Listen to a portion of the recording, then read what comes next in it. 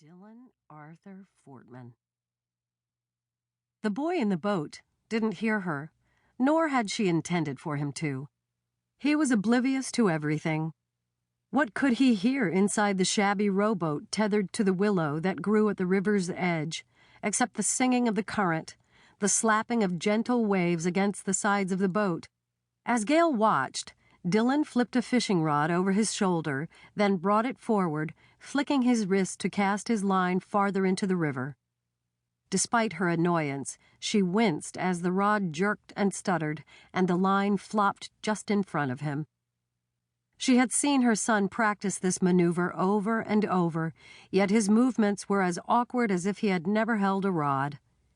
Dylan had neither the coordination nor confidence to make his cast a thing of beauty, and his 13-year-old body, which every day seemed to explode in new and frightening directions, was as daunting an obstacle as any she'd ever seen.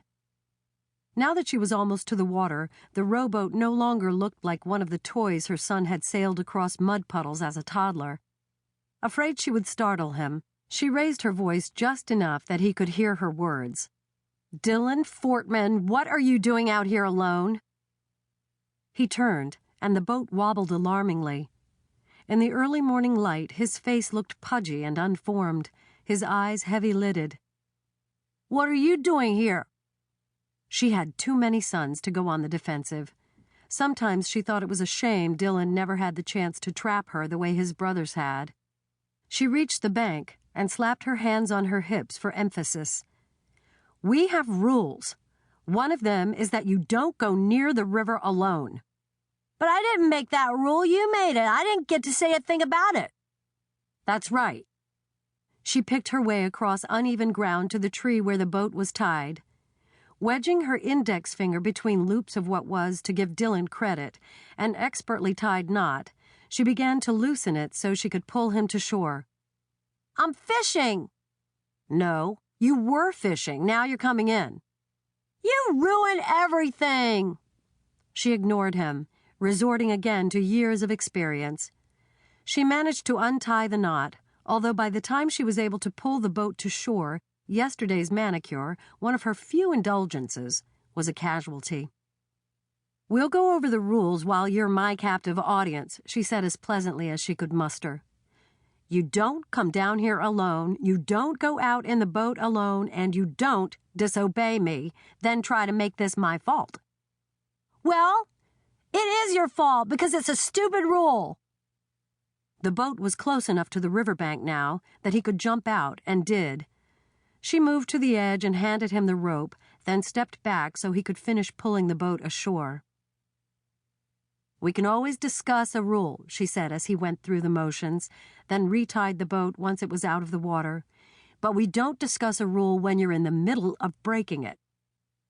"Like you have time to talk to me or anybody else." She waited. She was a busy woman. Busier than most, it was true, but all her sons knew she would drop anything if they needed her. Dylan was no exception. When he couldn't come up with anything else to add, she took pity on him. "Is this about your dad coming for the summer?" Dylan was as tall as she was. At 5'5", she'd had little hope of remaining taller than her boys. Their father was a strapping 6'1", broad-shouldered and raw-boned. 18-year-old Jared, their oldest son, was nearly as tall as Eric. At 16, Noah was not yet 6 feet, although he still looked down at Gayle from a superior height. Dylan was already taller than either of his brothers had been at the same age. Gayle hoped he would grow to be the tallest. He needed some way in which he towered over the others. For the moment, Dylan was just tall enough to gaze straight into her eyes. She saw that his were mud-brown with anger. His forehead was crinkled, and he was breathing loudly through his nose like a bull about to charge. "It doesn't matter." He cut his hand through the air, narrowly missing her shoulder. "Well, it does. I'd like to know what you're doing out here." She sighed, and her voice dropped appreciably. "How is the fishing?" "Do you see any fish?" Sadly, she didn't.